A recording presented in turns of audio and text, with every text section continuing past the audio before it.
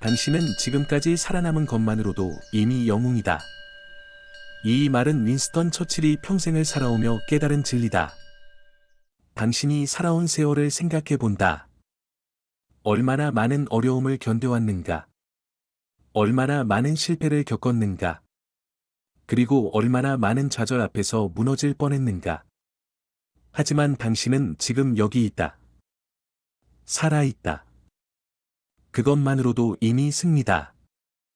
윈스턴 처칠은 평생을 실패와 성공 사이를 오가며 살았다. 젊은 시절 정치적 야심에 불타올랐지만 갤리폴리 전투의 참혹한 실패로 정치 생명이 끝날 뻔했다. 40대에는 정치적 광야를 헤매며 10년간 권력에서 밀려나 있었다.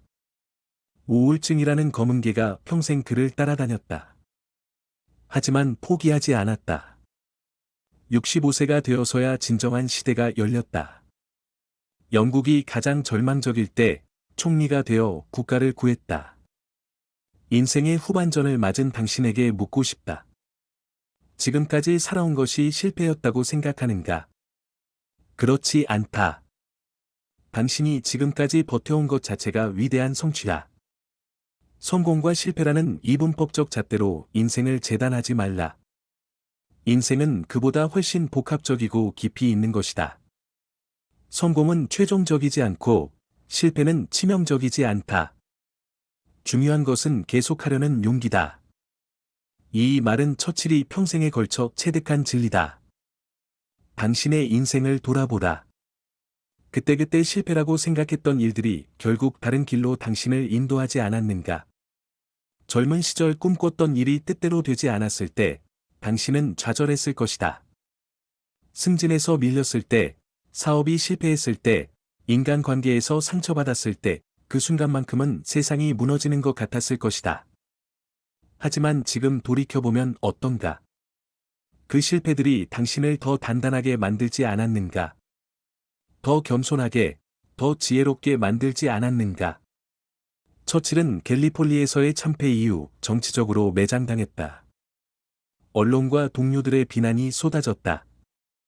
그때 정치를 포기하고 프랑스 전선으로 나가 군복을 입었다. 참호 속에서 병사들과 함께 진흙을 뒤집었으며 지냈다. 그 시간이 그를 변화시켰다. 권력의 화려함에 취해 있던 모습을 깨우쳤다. 진정한 리더십이 무엇인지 가르쳐 주었다. 인생의 뒷부분을 살아가는 당신에게도 마찬가지다. 지나온 실패들을 후회하지 말라. 그것들이 바로 당신을 지금의 당신으로 만든 소중한 경험이다. 완벽한 인생은 없다. 실패 없는 인생도 없다. 중요한 것은 그 실패에서 무엇을 배웠느냐다. 많은 사람들이 나이를 핑계로 새로운 시도를 포기한다. 이제 너무 늦었다고 말하며 자신의 가능성을 스스로 차단한다. 하지만 처칠은 65세의 총리가 되었다. 그 나이에 2차 대전이라는 인류 최대의 위기를 맞았다. 만약 너무 늦었다고 생각했다면 어떻게 되었을까? 당신은 지금까지 살아오며 축적한 경험과 지혜가 있다. 젊은이들에게는 없는 깊이와 통찰이 있다.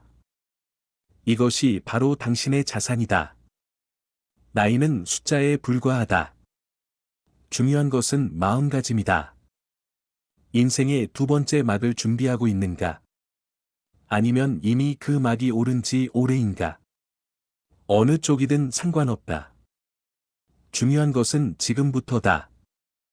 과거에 얽매이지 말고 앞으로 나아가라. 새로운 것을 배우라. 새로운 관계를 만들라. 새로운 꿈을 꾸라. 처칠은 40대에 회화를 시작했다. 누구도 그를 화가라고 부르지 않았지만 붓을 들고 캔버스 앞에 서는 시간은 큰 위안이 되었다. 글을 쓰는 일도 마찬가지였다. 정치적으로 어려운 시기에 역사책을 쓰며 마음의 평화를 찾았다. 새로운 시작에 늦은 때란 없다. 인생의 후반전에 접어들면 외로움을 더 많이 느끼게 된다. 동료들이 하나둘 세상을 떠나고 자녀들은 바쁜 자신의 삶에 몰두한다. 배우자마저 먼저 떠나는 경우도 있다. 그럴 때 당신은 혼자라고 느낄 것이다. 하지만 정말 혼자인가? 처칠 역시 평생 고독과 싸웠다. 우울증이라는 검은 개가 그를 괴롭혔다. 특히 전쟁 중에는 엄청난 책임감과 외로움에 짓눌렸다. 수백만 명의 생명이 그의 결정에 달려 있었다. 그 무게를 감당하기 어려웠다. 하지만 포기하지 않았다. 외로움을 받아들이되 굴복하지는 않았다. 외로움은 인간의 자연스러운 감정이다. 그것을 피하려 하지 말라. 오히려 받아들이다. 외로움 속에서 당신은 자신과 마주할 수 있다. 진정한 자신을 발견할 수 있다. 소음과 바쁨에 묻혀있던 내면의 목소리를 들을 수 있다. 그리고 기억하라. 당신이 혼자가 아니라는 것을. 같은 고민을 하는 수많은 사람들이 있다. 당신의 경험과 지혜를 필요로 하는 사람들이 있다. 문을 닫고 혼자 있지만 말고 밖으로 나가라. 사람들과 만나라. 당신의 이야기를 들려주라. 다른 사람들의 이야기를 들어라.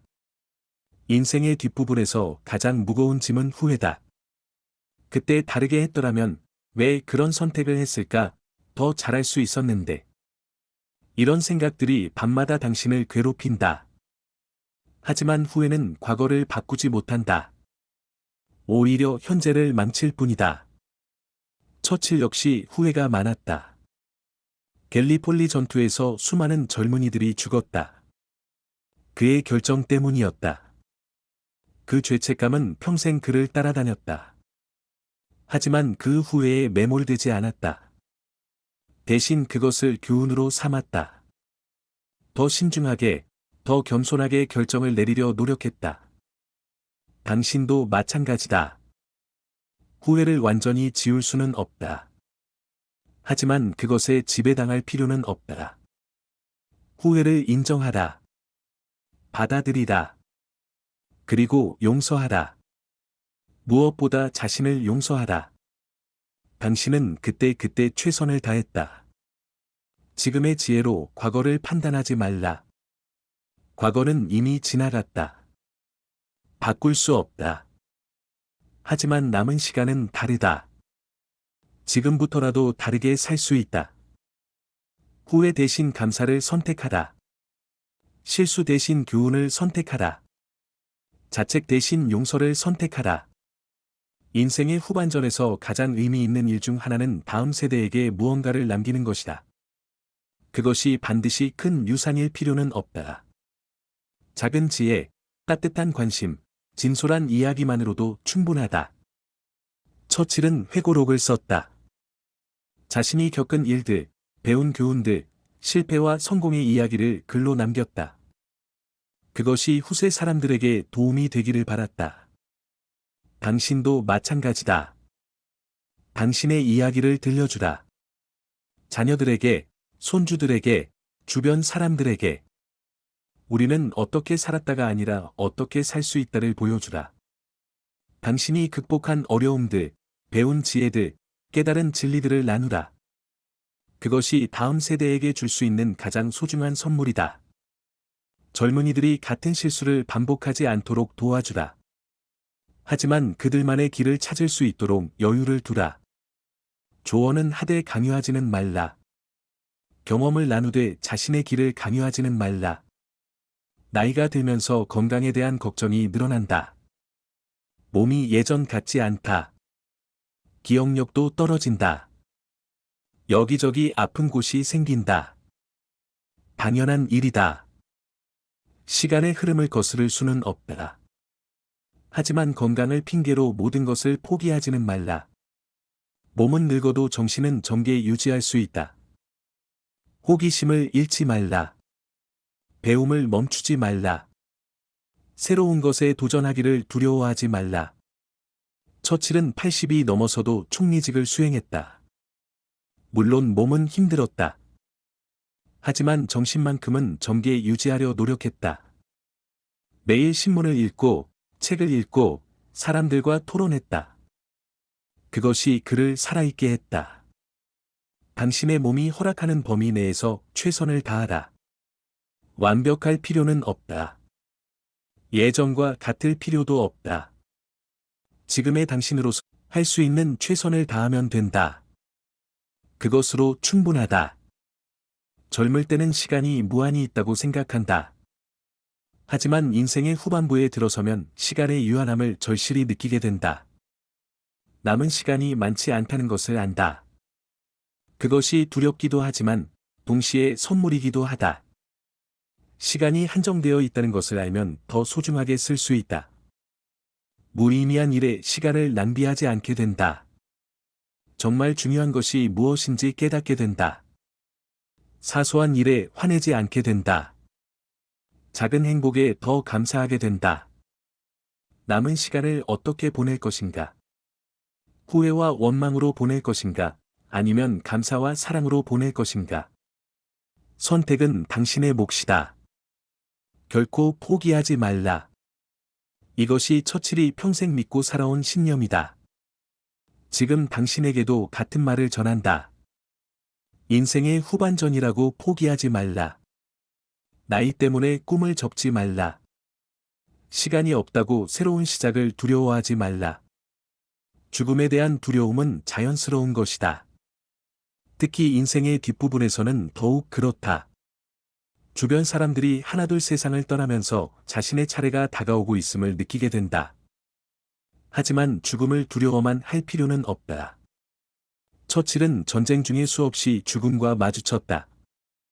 총알이 빗발치는 전장에서, 폭격이 쏟아지는 런던에서. 죽음은 언제나 가까이 있었다. 처음에는 두려웠다. 하지만 점차 받아들이게 되었다. 죽음을 삶의 일부로 인정하게 되었다. 죽음을 생각한다고 해서 비관적이 되어야 하는 것은 아니다. 오히려 죽음을 의식할 때 삶이 더 소중해진다. 하루하루가 더 의미 있어진다.